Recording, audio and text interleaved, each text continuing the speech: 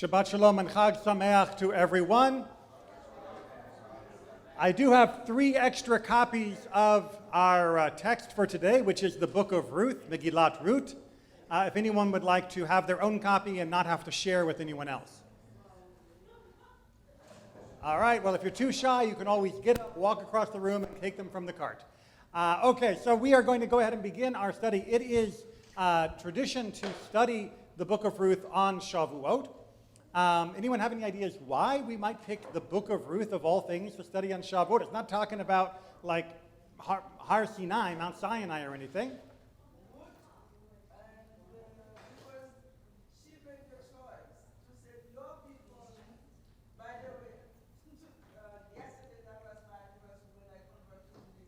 Yashar Koach. All right, so Ruth is the most explicit, in-depth character who chooses to become Jewish after Judaism has already got going. I mean, of course, the rest of us chose to be Jewish by remaining Jewish, and of course the event at Mount Sinai, but as an individual by name who is going through the process as attaching themselves to Judaism, not like Abraham starting up the whole thing by himself, but actually attaching, she is rather unique in the entire text of the Tanakh. There is a second reason of why Ruth is read at the time of Shavuot. It's the harvest time. I know, we're not farmers. We always forget about these things, but our ancestors didn't. And so there was an agricultural emotion that went along with any of the holidays, and the barley harvest from Passover transitioning into the wheat harvest of Shavuot was a big deal if you were a farmer. And if you were the kind of person that ate the things the farmers made, meaning everyone, right? You're either a farmer or eating what a farmer made. That's how you live. All right, so you all have different copies, because we're going to be actually using a book rather than a printout, because why should we kill more trees when we've got a wonderful library that has been well reorganized, thank you to, do I call you Miss Neely, my mother? And which you should be making better use of if you're not. But each of your copies are going to be a little different. So if you are using a full Tanakh, something that looks maybe like this, then you're going to be you want to look near the end, because Ruth is in the book of Ketuvim, the book of writings. Remembering that the Tanakh is broken down between Torah, Nevi'im, the prophetic works, and then Ketuvim, the more scribal type works. So Ruth is going to be near the end. Look for the book of Psalms. That'll tell you you're in the right neighborhood. Keep going. Eventually you're going to get Shir HaShirim, the Song of Songs, which is the book that we read for Passover. Then you're going to find Ruth right after it for Shavuot, and then after that is Kohelet, Ecclesiastes for Sukkot. They're actually in order. I skipped Lamentations, Eicha for Tisha B'Av. These are the 5 books that we read for some of the other holidays. Okay, everybody track down their copy of Ruth. If you can't find it, use the table of contents. That's why it's there. Right, it's handy. All right, so only 4 chapters long. You can flick and see that we're not looking at a lot of pages here. It's like a page and a half per chapter, but there is a lot happening. Yes? I wonder whether you could be heard not using the mic. When you use the microphone, I hear an echo, makes it hard for me to hear. Could you try without the microphone for a minute? I could, but there's a drawback to not using the microphone. One is that it's a little more tiring for my lungs. But 2, we're live streaming for people who can't be here in person. We're live streaming still. And without the microphone, they can barely hear me. That's fine. But I'll tell you what I'll do. I'll hold the microphone a little bit lower. Should still be fine for the live stream. Hopefully won't create too much of an echo in the room. And if anyone is still concerned about the acoustics, then please talk to me about the donations that we can bring to redo the acoustics of the room and upgrade all of our sound system. I'm sure that we can make that happen with your help. Okay, but in the meantime, we'll work with what we got. So, Ruth, chapter 1, verse 1. Everybody find their place? Okay. In the days when the chieftains ruled, these are the Shoftim, which is a book way back in the book of prophets. You may know some of the famous Shoftim like Deborah, Gideon, Samson. These are all the guys that are back in the Shoftim time. So in the days when the Shoftim ruled, there was a famine in the land, and a man of Bethlehem in Judah and his wife and 2 sons went to reside in the country of Moab. All right. This is not just a boring introduction sentence. We need to spend a little time here because otherwise a lot of the rest that's happening in the book of Ruth is not going to make sense. So first of all, this is in the time of the Shoftim. Why isn't it in the book of Shoftim? Why isn't it in the book of Judges? In fact, if you were to look in a Christian Bible, that is where you would find the story of Ruth. It comes right after the book of Judges and before all of the stories of Samuel and others. And it fits chronologically there quite naturally. But in Judaism, that's not where we put it, because Ruth is not considered to be a prophetic text. It wasn't written by a particular prophet, a Navi. And Navi, by the way, are not the blue people in Avatar. Right? They're actual prophets. It's important to know that because James Cameron stole the word from us. Instead, this is a book that was considered to be a written tale, but without prophetic content, and without the Geshpunka, the stamp of prophetic style. Okay, but there's a famine in the land.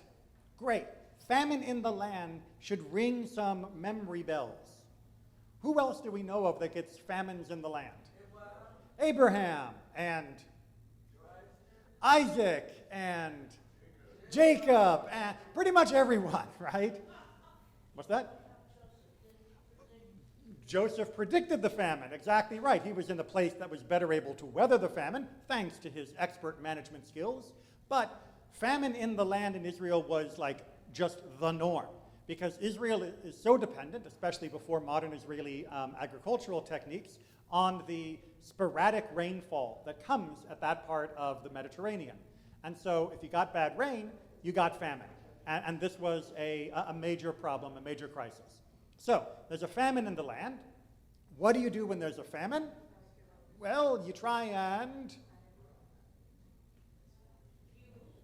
What is the solution when there is a problem of famine? It's basically an economic recession or depression.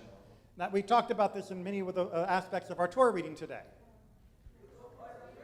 You what? You do not go somewhere else. That is not option number 1. You conserve and you help each other. Right, that's the answer, right? You have the rules of Peah, you have the rules of tzedakah, you have the rules of giving loans to people. We have many, many tools for helping ourselves when there is this economic catastrophe in the land. And you should have been planning, of course, but even in the catastrophe, you're supposed to work on this.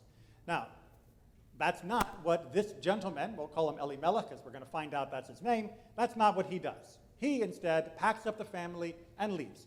Okay, maybe not best choice, but Abraham did it, Isaac did it, Jacob eventually does it, Joseph did it unwillingly.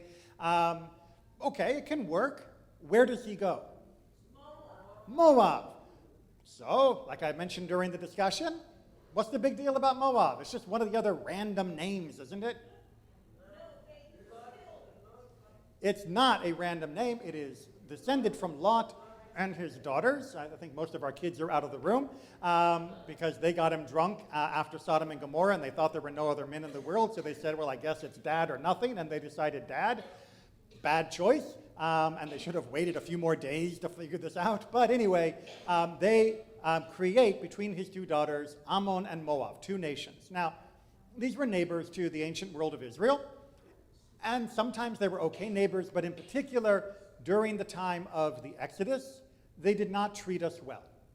And during that time, it became a long-standing, not exactly feud, but definitely arm's distance between the Israelites and Moab. We were not exactly cordial with each other. And in fact, the Torah itself says that somebody from Moab and Ammon cannot come in to the people of Israel. They cannot become Israelites. They can't become Jewish.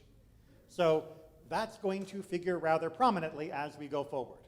All right, so we've got a guy, he's living there, it goes bad, he leaves, probably shouldn't have, and then chooses a destination doubly that he probably shouldn't have. And that would have been immediately recognizable to anyone listening to this 2,000 years ago, 3,000 years ago. For us, we have to add in the commentary. I promise not every sentence is going to get this long, okay? Because I want to get home before nightfall too. Okay. The man's name was Elimelech, and his wife's name was Naomi, and his two sons were named Machlon and Chilion, Ephrathites of Bethlehem in Judah. They came to the country of Moab and remained there. Now, you can see that they came to the country originally to reside there. Now, reside is a really slippery word. I talked about this more in my Wednesday class, but lagur, to reside somewhere in the Hebrew, especially of biblical times, is best translated in the completely disused English word sojourn, right? What does the English word sojourn mean, apart from really good scores in Scrabble? Travel through? Not exactly travel through. It's kind of a combination of traveling and staying, right? You could say, I sojourned in Japan, which means I moved to Japan for my work, and I lived there for 3 years, but I never had any intention of putting down roots. It was never my plan to immigrate to Japan. And in fact, I only ended up staying so long because I had to figure out how to bring the woman I fell in love with back with me. So, I mean, Japan's lovely, don't get me wrong, but it was never my intention to stay 3 years. It was just a sojourn. I was going to be there for a little while. I was going to live there, but not planning on becoming native, not planning on becoming a resident of the place. So they thought that they were going to be temporary. Instead, what happens? They start putting down roots. Following the narrative so far? Excellent. Elimelech, Naomi's husband, died, and she was left with 2 sons. They married Moabite women, one named Orpah and the other Ruth, and they lived there about 10 years. So much for being just a sojourn. Now they're there for 10 years. Then those 2, Machlon and Chilion, also died, so the woman was left without her 2 sons and without her husband. All right, so they're there for 10 years, but what's that? Wait, who did they marry? Moabite women. Okay, now, obviously they're in the middle of Moab. There aren't exactly Jewish women hanging off the trees. So, of course, they're going to marry Moabite women. But remember how we discussed that in the Torah it says that somebody from Moab and Ammon is not allowed to become Jewish. So, are they allowed to marry these women? Well, yes and no. Which is to say that according to the rabbinic reading of the text, because the Torah specifically uses the masculine gender word for the Moabite and the Ammonite, they say, yes, an Ammonite cannot become Jewish, a Moabite cannot become Jewish, but an Ammonitess, the feminine, could. A Moabitess could. That the Torah was very narrowly restricting only the men who were involved in the wars that were waged against the Israelites when they were coming out of Egypt. Now, not everybody agrees with that, which we'll get to in chapter 4, but that is a reason why somebody who is a Moabite or Ammonite, if they were a woman, could. A little bit of a footnote, after the destruction of Sennacherib, the Assyrians, they also scattered all the people of Moab and Ammon, and even by the rabbinic time, 2,000 years ago, just because your zip code said Moab or Ammon, you were not considered to be a biblical Moabite or Ammonite. So these categories of people no longer exist. We still have the territory, but we don't have the culture or the people from these spots. So we do not, if someone is living in these modern areas, which mostly align with Jordan or parts of Saudi Arabia, and they said, I want to become Jewish, we'd say, wonderful, let me tell you how conversion works. We wouldn't say, you're a Moabite, because there are no Moabites anymore. Good, that's just a footnote. All right, so she's now left. She has no sons, she has no husband. What's wrong with that? Apart from like, ooh, boo, hoo, hoo. She's a widow. A widow is not an emotional category, though. It is an economic category. Right? When you are a widow in the ancient world, you've got no economic support structure. It was very rare for women as widows to be in the possession of the land because inheritance went through the male line. So when Elimelech died, the 2 boys inherited. When they died, anything that they had that was technically their property would have been inherited by somebody way back in Bethlehem, by some male relative over there. So Naomi's basically got no claim to nothing. And they were only sojourning there anyway, so they probably were even like tenants or maybe living, in a way that didn't give them permanent ownership of the land in any case. So she is now, in one fell swoop, left without any provider for her future economically. She is instantly impoverished. Everyone following that logic of inheritance? All right, I thought I saw a hand. Yeah? No? Okay. All right, so she started out with her daughter-in-laws to return from the country of Moab. For in the country of Moab she had heard that the Lord had taken note of his people and given them food. So things are better back in Bethlehem, 10 plus years later, so she's heading home. Accompanied by her two daughters-in-law, she left the place where she had been living, and they set out on the road back to the land of Judah. But Naomi said to her two daughters-in-law, "Turn back, each of you to her mother's home. Go home, right? Why are you coming with me? May the Lord deal kindly with you as you have dealt with the dead and with me. You were good to my boys, you've been good to me, but why should you come with me back to the land of Judah? May the Lord grant that each of you find security in the house of a husband," which was the normal economic system of the day. And she kissed them farewell. They broke into weeping and said to her, "No, we will return with you to your people." So both Ruth and Orpah are saying, "No, we want to stay with you. We want to go with you." And then Naomi says, "Look, let me be real with you." But Naomi replied, "Turn back, my daughters. Why should you go with me? Have I any more sons in my body who might be husbands for you? Turn back, my daughters, for I am too old to be married. Even if I thought there was hope for me, even if I were married tonight, and I also bore sons, should you wait for them to grow up? Should you on their account debar yourself from marriage?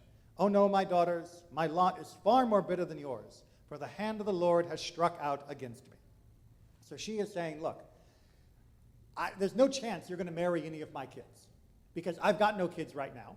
And even if I were married today, even if I was currently pregnant, you're going to wait until that kid grows up, another 15 to 20 years at least, before you would be getting married, and just like, what are you doing in the meantime? You are youngish enough, go off and get married a second time. It's perfectly normal for somebody to lose a husband, maybe even twice, although Shaw has another thing to say about that. But go off and remarry. That's the normal economic pattern. You don't need to stay with me just because you like me. That doesn't make sense. It is not sound financial planning to stick with me just because you like me, because what do I have to offer you? Everyone following the statement? Okay. And they broke into weeping again, and Orpah kissed her mother-in-law farewell. So Orpah says, "You know what? You're right. There's really nothing for me in the land of Israel, and as much as I love you and like you, and they really do seem to have a good affection, it's only sensible for me to go back to my people in Moab, and I'll find someone there, and that'll be my lot." But Ruth clung to her, to Naomi. So she said, "See, your sister-in-law has returned to her people and her gods. Go follow your sister-in-law." Naomi's like, "Really? Come on, just go, shoo. It's like one of those old movies where they're throwing a rock at the dog to try and make it go away, right? It's like, ah. But Ruth replied, "Do not urge me to leave you, to turn back and not follow you. For wherever you go, I will go. Wherever you lodge, I will lodge. Your people shall be my people, and your God my God. Where you die, I will die, and there I will be buried. Thus and more may the Lord do to me, if anything but death parts me from you." So it's Ruth's famous speech of her commitment. And you notice that her commitment is not just, "Naomi, you're such an amazing person, I want to stay with you and be your daughter-in-law, whatever happens." It's not just a personal relationship. She is also making a statement about, "I want to be part of your people. I want to be part of your faith. Your God will be my God. I'm not coming with you and bringing the baggage of the Moabite pantheon. I am coming to you leaving everything else behind, because I am not only in love with you, but I am in love with Judaism." And this is the statement, of course, that is so powerful for Shavuot, to say, wherever Torah takes me, wherever my people are, that's where I'll be. That is echoing the statement that Jews have made for thousands and thousands of years. And as such, it continues to move us whenever we reread this passage. I should also point out this has become the template for how we treat with people who want to convert. We try to remind them that there's no need to convert, that they're welcome to stay where they are and just be a good, righteous person. And if they still push, then we give them basic instructions. And again, my Wednesday class, I go into more detail about how this is more of a dialogue than just a monologue by Ruth. and we explain to them what it is like to be Jewish. And if they still want to come, well, when Naomi saw how determined she was to go with her, she ceased to argue with her, and the two went on until they reached Bethlehem. They still push. Okay, welcome aboard, right? You're part of the team now. When they arrived in Bethlehem, the whole city buzzed with excitement over them. The women said, "Can this be Naomi? Do not call me Naomi," which is from like Naim, for meaning pleasant or good. She replied, "Call me Mara," from the word mar, bitter. For Shaddai, one of the other names for God, has made my lot very bitter. I went away full, and the Lord has brought me back empty. I had a family, now I've got like nothing. How can you call me Naomi when the Lord has dealt harshly with me, when Shaddai has brought misfortune upon me? Thus, Naomi returned from the country of Moab. She returned with her daughter-in-law Ruth, the Moabite. They arrived in Bethlehem at the beginning of the barley harvest, so meaning just after Passover. So they are in the time of the counting of the Omer. Everyone with? Okay. That would be a great story just by itself, right? They come back together. They are greeted by the people. They are welcomed back. The people don't say, "Who are you? You left 10 years ago. You know, a pox on your house. You should never have returned. How dare you show your..." No, the people are like, "Wow, you're back, but, you know, a little different than when you left." Because, you know, apparently she left with wealth and prosperity, and she's coming back with almost nothing. So that would have been an okay end of the story.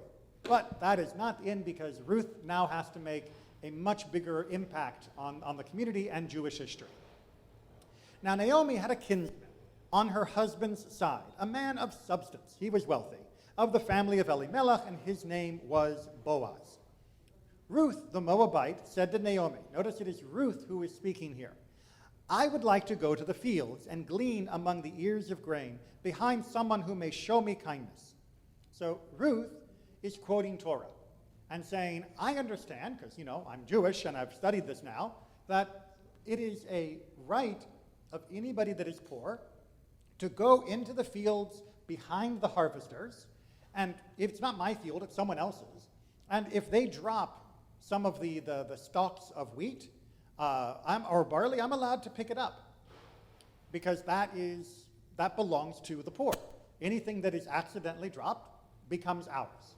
It's the forgotten sheaves. And there's also the peah, the corners of the field, and other ways to handle this type of poverty support as well. So Ruth is knowledgeable of what Torah permits and indeed demands of the landowner. She's just letting her mother know, this is what I'm going to do. You'll notice that it was a parenthetical to let us know that there was a guy that was related to the family that just so happened to be pretty well off. That's going to become important if you didn't guess. "Yes, daughter, go," she replied, and off she went. She came and gleaned in a field behind the reapers, and, as luck would have it, interesting English translation, it was the piece of land belonging to Boaz, who was of Elimelech's family. Who could have guessed that? Well, I mean, the author clearly was laying this out. But she went to that field in her mind, by happenstance. That just happened to be the field that she chose to go to. Now, presently, Boaz arrived from Bethlehem. So now we already know Boaz is really a man of means, because he is not out there working the field himself. He's got other people working the field, and he's showing up from town to see how his workers are doing. So he shows up from town, you know, it's like pulling up in the Mercedes, and he says, he greeted the reapers, "The Lord be with you," and they responded, "The Lord bless you." All right, so he is a religious man. He is concerned and gracious to his workers. So far, so good. Getting the character model here. Boaz said to the servant who was in charge of the reapers, Whose girl is that?" The servant in charge of the reapers replied, "She is a Moabite girl who came back with Naomi from the country of Moab." All right, so how does the servant describe Ruth? The Moabite girl. For him, that's the defining feature. She's a Moabitess, right? She is a female who happened to come from Moab. Doesn't mention the name, but he does mention Naomi by name. So he knows Naomi, but apparently he hasn't either bothered to learn or bothered to remember the name of the Moabite that's with Naomi. And he may be unsure of exactly what this Moabite girl's relationship is to Naomi. Is she a servant of Naomi? Is she a friend of Naomi? What's going on here? But whatever the case, she is unnamed in this servant. Now, what happens? And what did she do? She said, "Please let me glean and gather among the sheaves behind the reapers." She has been on her feet ever since she came this morning. She rested but little in the hut. So what do we learn about Ruth from the other worker? She's a hard worker. She came early, and she's been working in order to gather enough to support herself and her mother-in-law. So the worker has already noticed, and at least he's respecting her diligence, that she's not shirking. She took a rest when she had to, but she's not lazy. Like they have it in my country, when reaper, they are the ones that reap, but cleaner is the ones that go still behind. Whatever left, they pick up. Exactly. The reaper is the guy in front who is doing the main gathering, and the gleaner is the person who comes afterwards to pick up the leftovers. Exactly. It's just that extra little bit that it belongs to the poor. Everyone still with the narrative? Okay. Boaz said to Ruth, so he goes directly and talks to her. Listen to me, daughter. Now notice that Ruth gets called daughter an awful lot by people that are not her actual parents. Naomi has called her that, and now Boaz is calling her that. Do not go to glean in another field. Do not go elsewhere, but stay here, close to my girls. Keep your eyes on the field they are reaping and follow them. I have ordered the men not to molest you, and when you are thirsty, go to the jars and drink some of the water that the men have drawn. What do we learn about Boaz? He's kind. He's considerate. And he is aware of the vulnerability of a poor woman. That he knows here is a stranger, both no one knows her, because his worker didn't even know her name, and she is a stranger in the sense that she's from a different country. And she is clearly poor, which is why she's gleaning from the fields.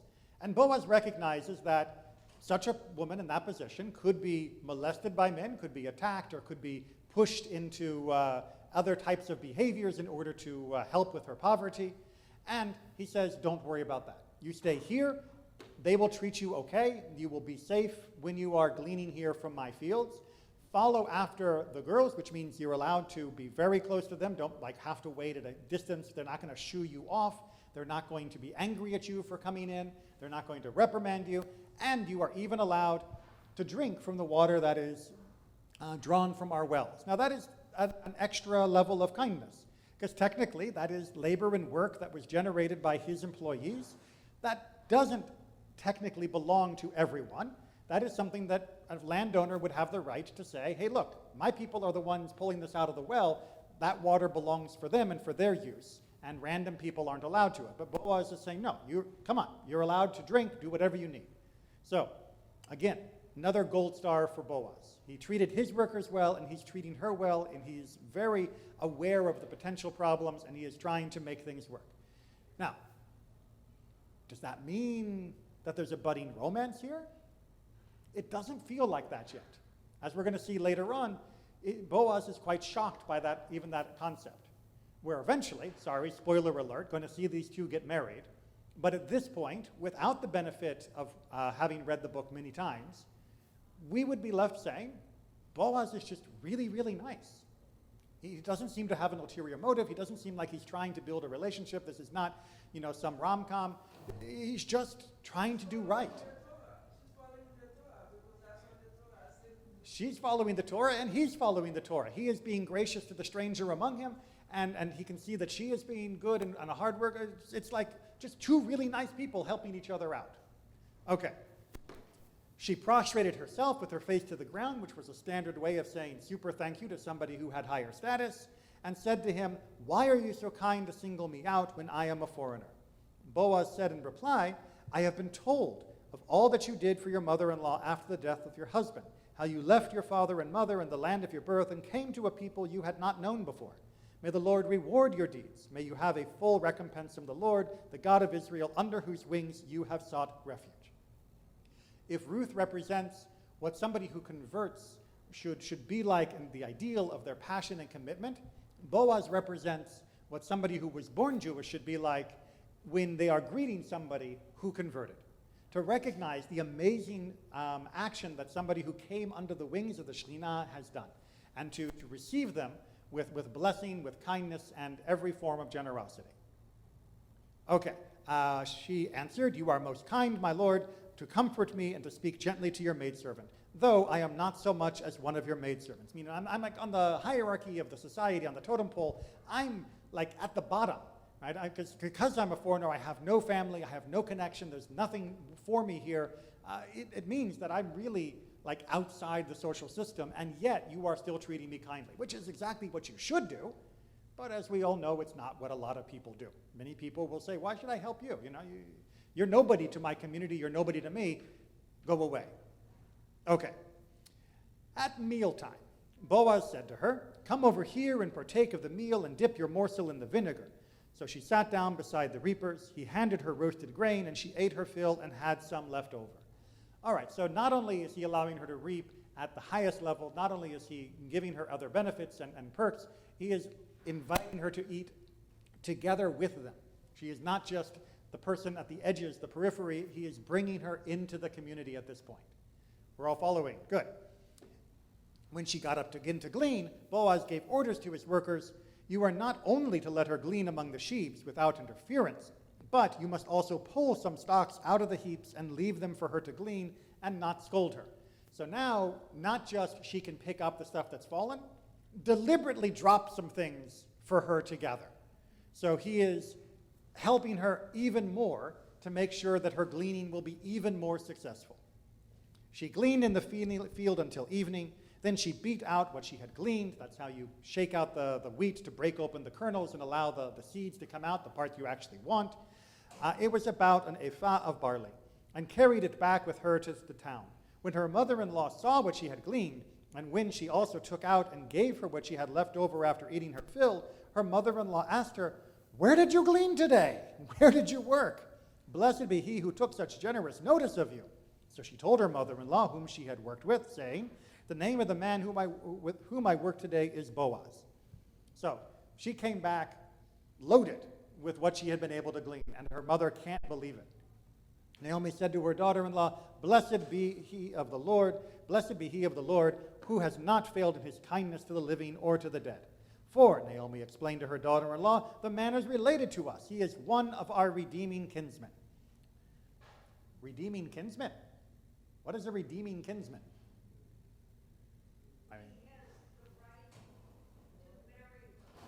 No.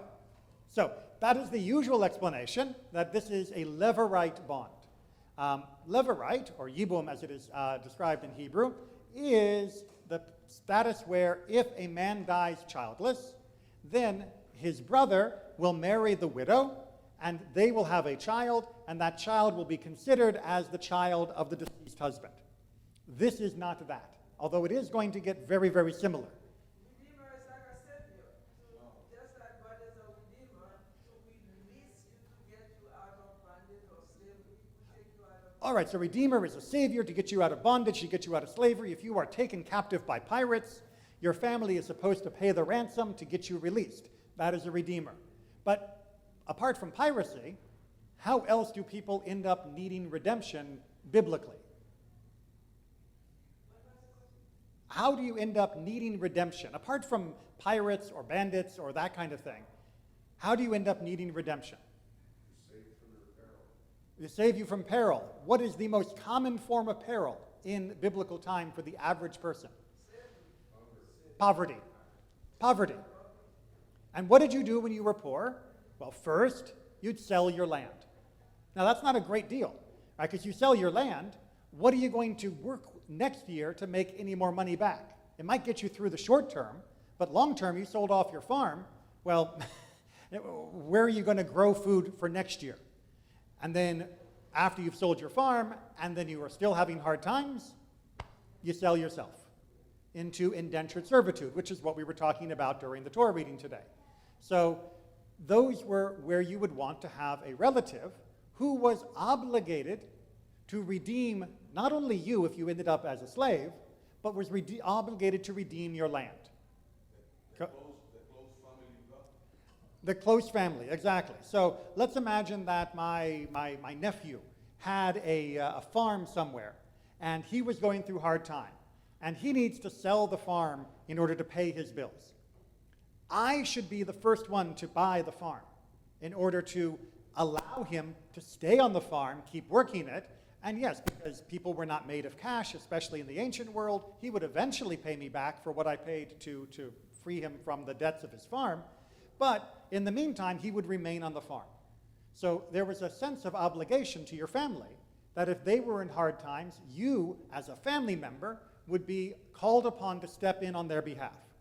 Now, if you didn't, what kind of family member are you?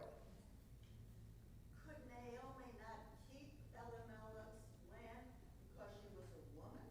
Did she have to give it up? Well, so that's the issue. It's very ambiguous who that land would belong to. Because through biblical inheritance, especially in the time of the judges, the inheritance was always through the masculine line. Father, son, father, son. And if you run out of sons, it would go back up the family tree and then come over. However, because Naomi was still considered to be rightfully owed from that land, because she would need to get her ketubah from the value out of that land, there was a debt, a lien on the land for her. That means that if the land does end up getting sold, she has to get paid off from that. So if the land is going to be sold, then to pay the debt for her, we want to have a relative be the one to buy it. Because if a stranger buys it, then, okay, fine, her debt will still get paid, but the land is now out of the family, at least until the Jubilee. And the Torah did not want that to happen. They wanted the apportionment of the land by tribe, by clan, by family to remain constant, so that every tribe, clan, and family would have a fair shake at economic survival. Everyone follow? I know that we got into like economics 101 here, but it's important to understand the dynamic that's happening. So Naomi is now like, okay, now I've got an idea. This is Boaz. He would be a redeeming kinsman. He is the person who should buy this land, and he seems to have taken a shine to you. Let's see if we can't work something out with this information. So Ruth the Moabite said, he even told me, stay close to the workers until all my harvest finished. And Naomi answered her daughter-in-law, it is best, daughter, that you go out with his girls and not be annoyed in some other field. She agrees. So she stayed close to the maidservants of Boaz and gleaned until the barley harvest and the wheat harvest were finished, which means we're now into summertime. Then she stayed at home with her mother-in-law. All right, so the harvest is now finished. We've got stacks and stacks of the grain that has been gathered and threshed and all of that good stuff. You know, we're coming up close to Sukkot if we're looking at the calendar. That's where we are right now. Everyone following the timeline? Right, because there was a little bit of time skip there. Because if you didn't know when barley and wheat finished, then you're missing that point. Naomi, her mother-in-law, said to her, you know, we were doing fine with all of this gleaning, but now that the harvest is done, you're not going to have an opportunity to be out there and to meet Boaz anymore and all of the other things. We've been just about sustaining ourselves, but now that the harvest is done, eventually this food that we've been able to gather is going to run out. Daughter, I must seek a home for you. We need to solve the economic problem once and for all, and that means you got to get married. Where you may be happy. And notice, it's not just economic. She really does want Ruth to have a good and happy life. Now, there is our kinsman Boaz, whose girls you were close to. He will be winnowing barley on the threshing floor tonight. So bathe, anoint yourself, dress up, and go down to the threshing floor. Do not disclose yourself to the man until he has finished eating and drinking. But when he lies down, note the place where he lies down, and go over and uncover his feet and lie down.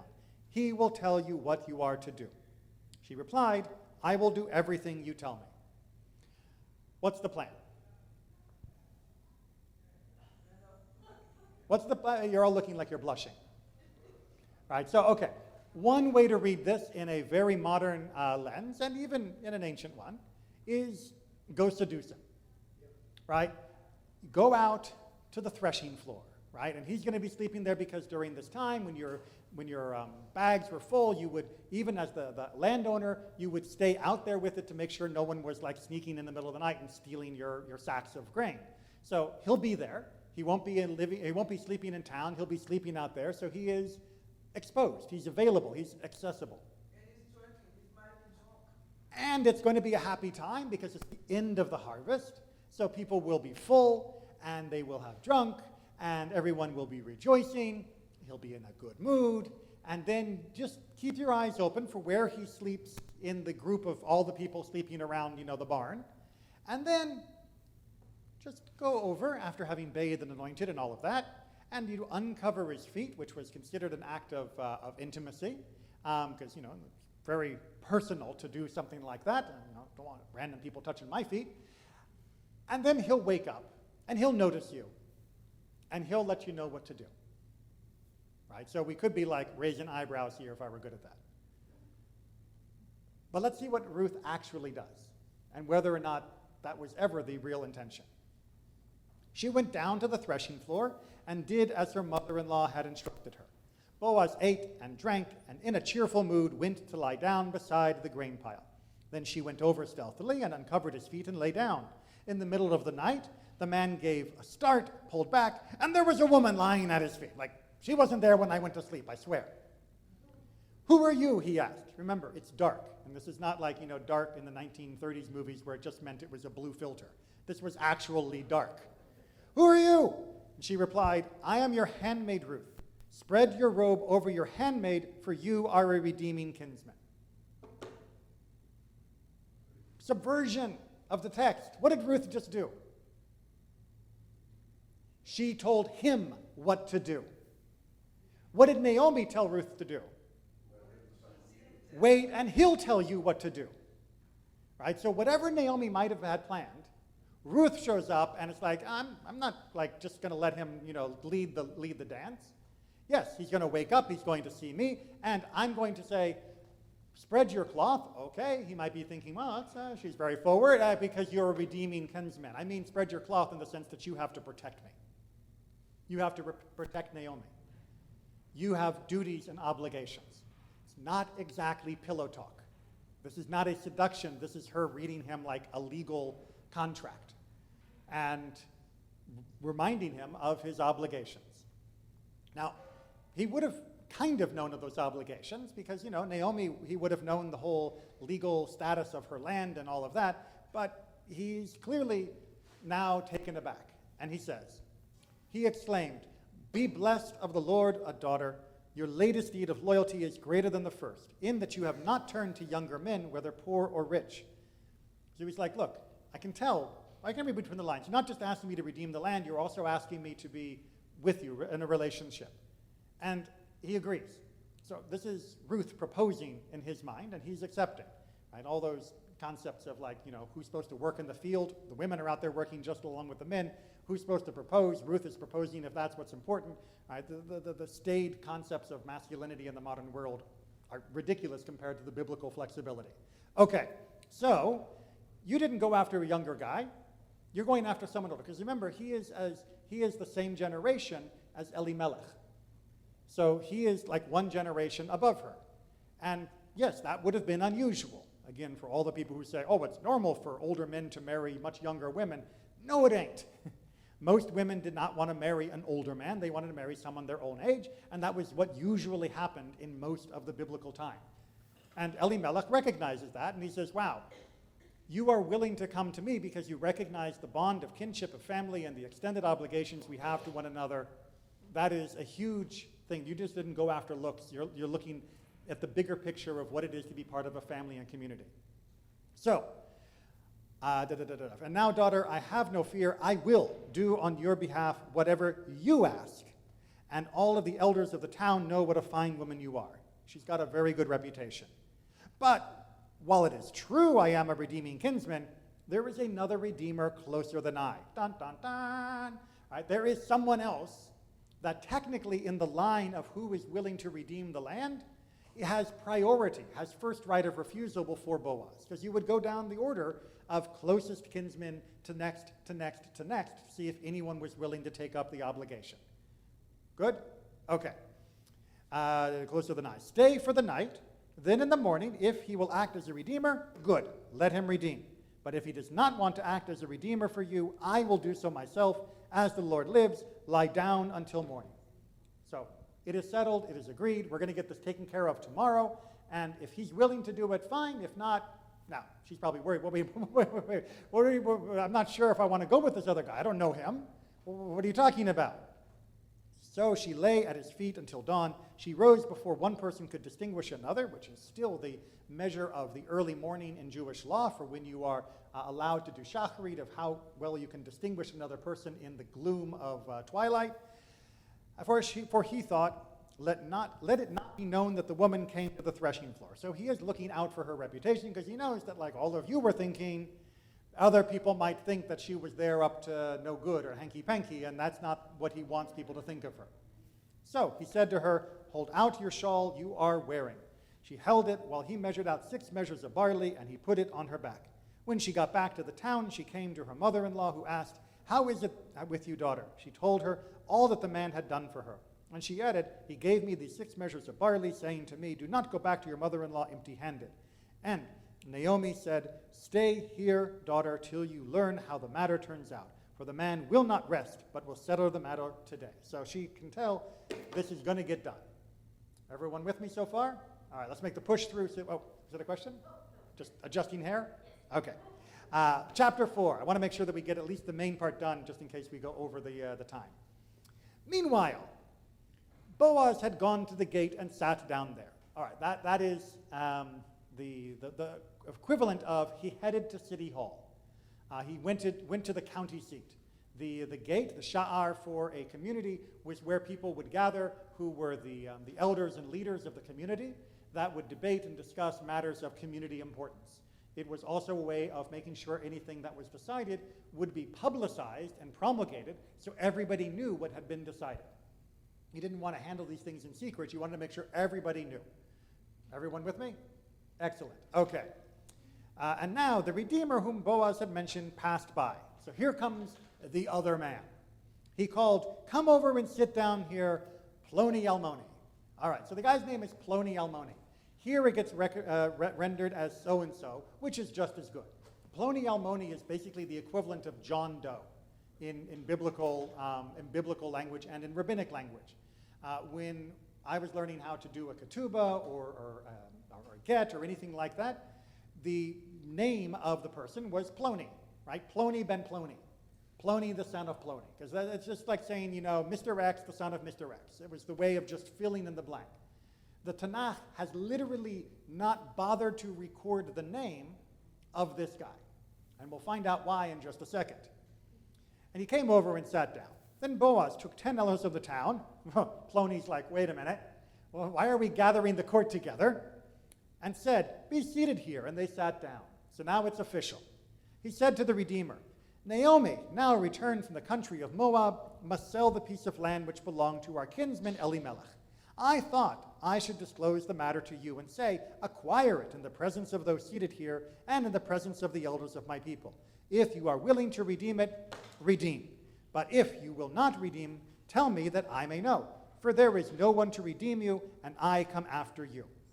So, he's laying it out for him. There's the land, it needs to be redeemed on behalf of Elimelech, and of course helping Naomi. If you want to redeem it, redeem it. If you won't, I'll do it.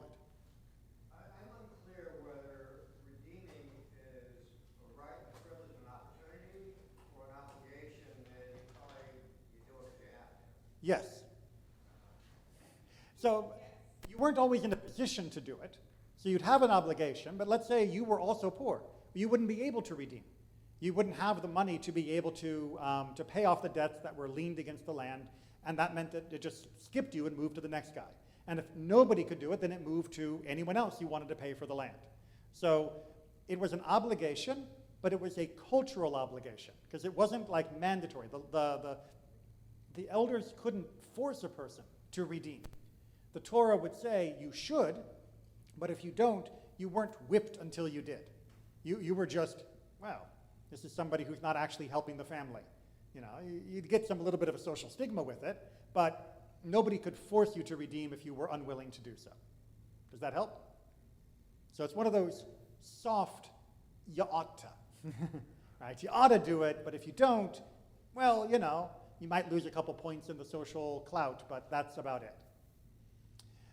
So he lays it out for him. I am willing to redeem it, he replied. Oh no, somebody else has interjected. But Boaz continued, when you acquire the property from Naomi, and from Ruth the Moabite, you must also acquire the wife of the deceased, so as to perpetuate the name of the deceased upon his estate. So this is where it gets very, very complicated. But the rabbis believe that what's happening here is Naomi has laid a stipulation that she wants the land to be redeemed, but she is not in such a hurry to have the land be redeemed that she is willing to throw Ruth under the bus. Instead, she is making a stipulation that whoever redeems the land must also choose to marry Ruth. Now, as we said before, because Ruth was a Moabitess at the time of her first marriage, the laws of Levirate marriage don't technically apply, so nobody is obligated to marry her to give her a child. But Naomi is creating that as a secondary condition to the redemption of the land, and basically saying, I want her to also be taken care of, not just me. And that's going to change the calculation. Yes, Jocelyn. From what we read, it seems that Ruth to the son might have also inherited the land, because it said from Naomi and from Ruth. Correct, which doesn't seem to match anything, which is why that particular line of the translation, it's not necessarily the smoothest way to render it. I don't know if anyone else has an alternative reading in their version. Well, let's finish up and then we can compare notes on it. And the Redeemer replied, then I cannot redeem it for myself, lest I impair my own estate. You take over my right of redemption, for I am unable to exercise it. Again, the rabbis chime in and say, Mr. Plony wasn't willing to do this if Ruth came in the bargain, because he looked down on her for being a Moabite. That Mr. Plony was not willing to help his family because he didn't like the ancestry of one of the people who were now in the family. He's basically a racist. He was fine with the money, he was fine with the land, but he was not fine with one of those. And that would create a stigma in his mind for the status of his family, that his family tree would be contaminated by this Moabite woman. That people would then say, oh, you know, his family, you go back through the family tree, there was that Ruth woman that showed up from Moab. Yeah, she's in his mix. And he was unwilling to do that, say the rabbis. Yes, he would have had to pay for the redemption of the land, yes. But he doesn't have to now when he says, I'm out. Oh, so if he doesn't have the money, then he doesn't have the money. But we already found, and this is the brilliant part of Boaz, of the trap that he lays, is he tells him, redeem the land, and the guy agrees. So now we all know he has the money. And then he says, but Ruth has also made a condition that Naomi's made a condition that it comes with Ruth too, and now he backs out. So now we can highlight that it is Ruth that is the problem, not his cash flow. So why do they need to pay? Why do they need to buy the redemption? Well, so the redemption was to pay off the land that Naomi had, or that Elimelech had. So that was the main idea. But since Naomi seems to be the one adjudicating that of who's going to be allowed, well, it has a debt at least of the ketubah for Naomi. There was at least a lien on it for that, and we don't know what debt was incurred before Elimelech ran off to Moab. You know, he might have run off to Moab because he was a debtor. Although others, actually in the rabbinic tradition, say that Elimelech left because he was so wealthy he didn't want to share it with the poor.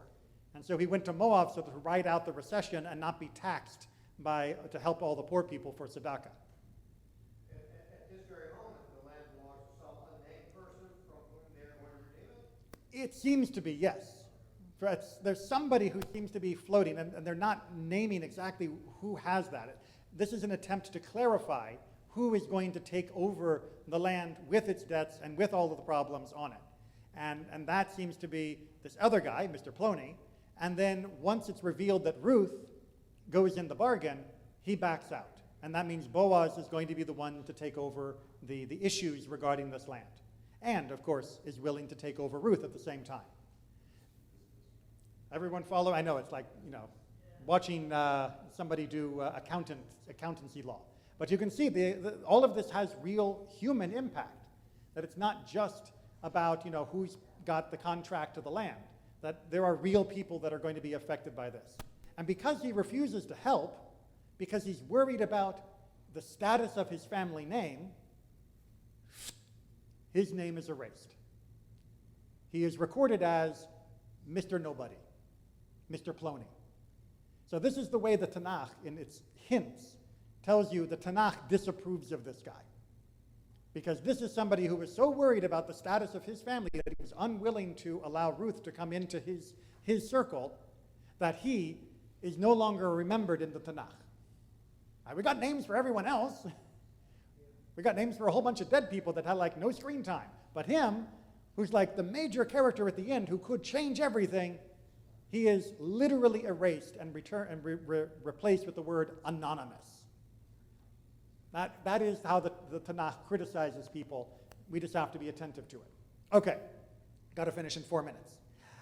Now, this was formerly done in Israel in cases of redemption or exchange. To validate any transaction, one man would take off his sandal and hand it to the other. By the way, we still do kinyan, we still do a transaction like that for things that are not easily moved. Oftentimes you'll see in a ketubah signing the use of a scarf or the literal passing of the ketubah, some way of showing acceptance of the agreement. Such was the practice in Israel. So when the Redeemer said to Boaz, "Acquire for yourself, you do it," he drew off his sandal, and Boaz said to the elders and to the rest of the people, "You are witnesses today that I am acquiring from Naomi all that belonged to Elimelech and all that belonged to Chilion and Machlon. And I also acquiring Ruth the Moabite, the wife of Machlon, as my wife, so as to perpetuate the name of the deceased upon his estate. That name of the deceased may not disappear from among the kinsmen and from the gate of his hometown. You are witnesses today." Yay! But wait, it gets better. All the people at the gate and the elders answered, "We are," meaning we are witnesses. "May the Lord make the woman who is coming into your house like Rachel and Leah, both of whom built up the house of Israel, prosper in Ephratah, and perpetuate the name in Bethlehem.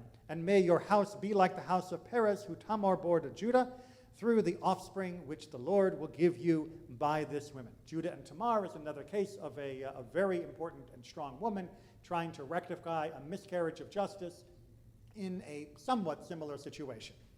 So Boaz married Ruth, she became his wife, and he cohabited with her. So nothing hanky-panky happened back in the grain silo. This is the first time they're together. The Lord let her conceive, and she bore a son.